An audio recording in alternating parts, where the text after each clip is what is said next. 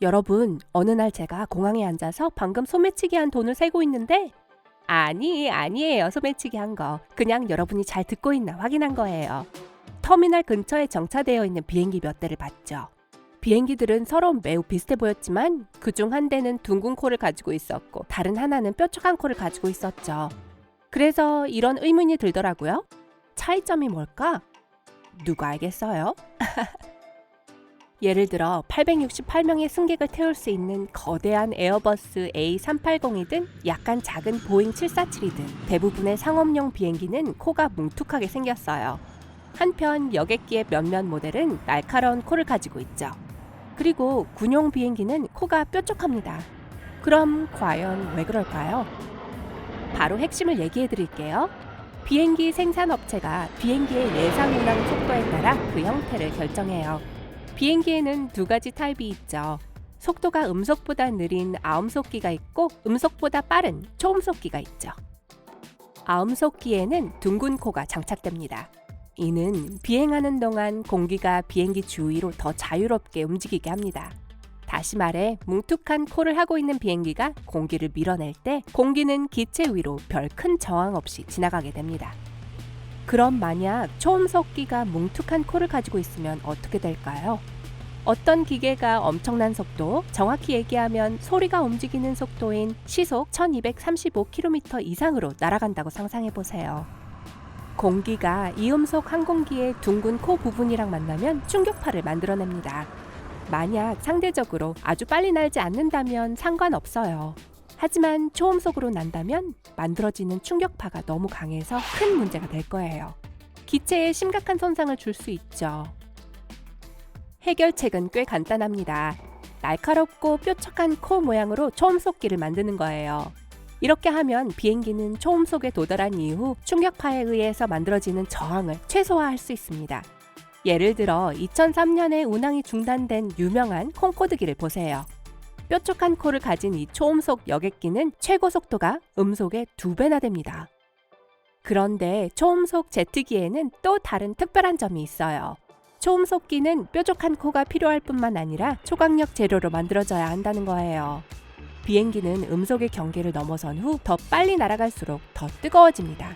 그렇기 때문에 몇몇 가장 빠른 비행기들은 티타늄으로 만들어집니다.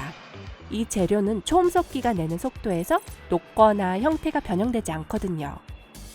한편 비행기가 우주선과 같은 속도로 가속되면 너무 뜨거워져서 티타늄도 견디지 못할 거예요.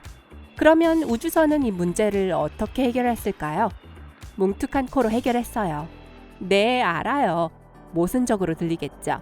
하지만 이 경우 둥근 코가 초음속에 도달한 후 활 모양의 충격파를 만들도록 도와줍니다. 이런 종류의 충격파는 우주선의 앞부분에서 시작하지만 실제로 그 부분을 건드리지는 않습니다. 그 결과 우주선의 재료는 뾰족한 코일 때만큼 뜨거워지지 않는 재료로 몸체가 만들어집니다. 동시에 둥근 코에는 한 가지 심각한 단점이 있습니다.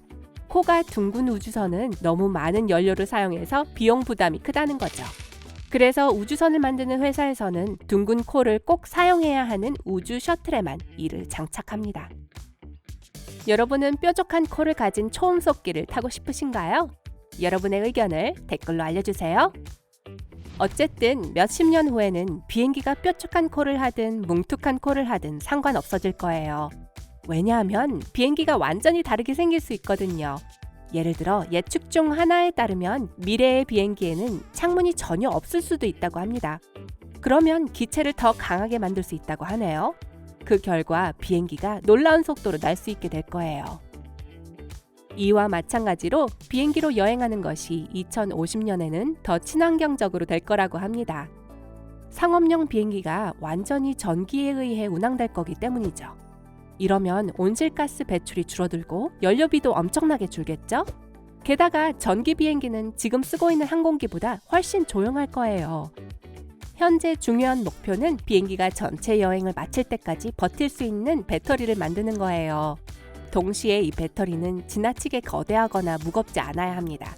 불행하게도 지금은 생산자들이 이 두 요구사항 모두를 충족시키는 기술을 가지고 있지 않습니다.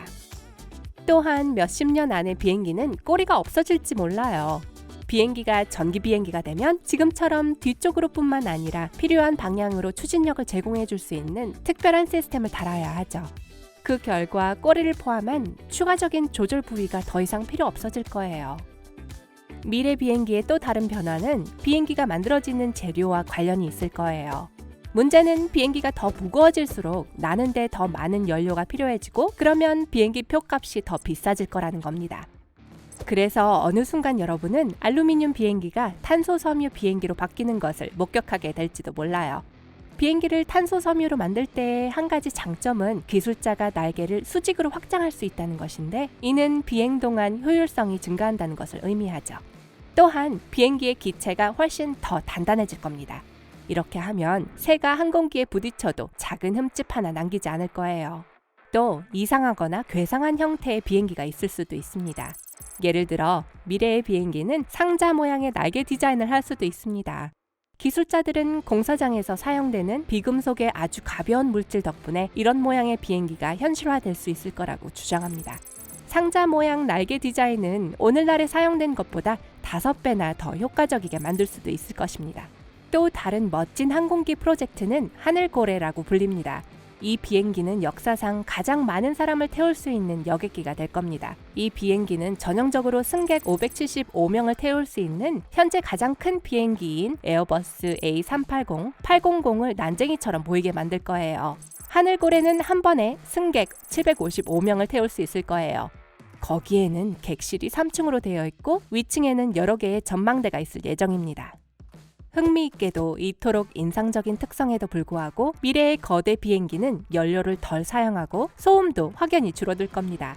게다가 공항의 활주로도 더 이상 그렇게 길 필요도 없을 거예요. 비행기의 강력한 엔진이 더 많은 힘으로 비행기를 띄울 거기 때문이죠. 어쨌든 전문가들은 하늘고래 제작이 조만간 곧 시작될 것 같지는 않지만 이 거대한 비행체를 만드는 데 필요한 재료는 쉽게 생산할 수 있다고 합니다. 또 다른 아이디어는 비행기의 몸체가 거대한 두 날개와 결합되어 있는 비행기예요. 이론적으로 이런 혁신은 비행기를 더욱 기체역학적으로 만들어주죠. 이런 비행체의 엔진은 터보 발전식 엔진일 겁니다.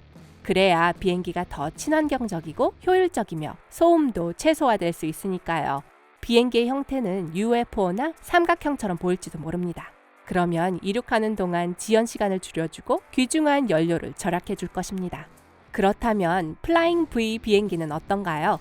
인정하건대 이 기계는 여태껏 봤던 어떤 비행기와도 다르게 생겼어요. 한편 이런 독특한 형태는 비행기를 매우 에너지 효율적으로 만들어줄 겁니다. 또한 V 형태의 비행기는 아주 먼 거리를 날아갈 수 있을 겁니다. 이 비행기의 가장 독특한 점은 객실과 연료 탱크 그리고 화물칸이 날개에 있다는 겁니다. 그래서 비행기의 형태가 독특한 거죠. 비행기는 55m 길이에 314석의 좌석이 있습니다. 레그룸에 대해서는 언급이 없네요. 그리고 플라잉 V의 가장 좋은 점은 공항의 기반 시설을 바꿀 필요가 없다는 거예요. 예를 들어 경납고 게이트나 활주로 같은 거요. 이 비행기는 더 많은 자리를 차지하지도 않아요. 이제 왜 코가 뭉툭하거나 뾰족한지 아시겠죠? 여러분 오늘 새로운 것을 배웠다면 이 영상에 좋아요를 누르고 친구와 공유하세요. 여기 여러분이 좋아할 만한 영상이 많답니다. 왼쪽 혹은 오른쪽 비디오를 클릭하세요. 그리고 밝은 면과 함께 하세요.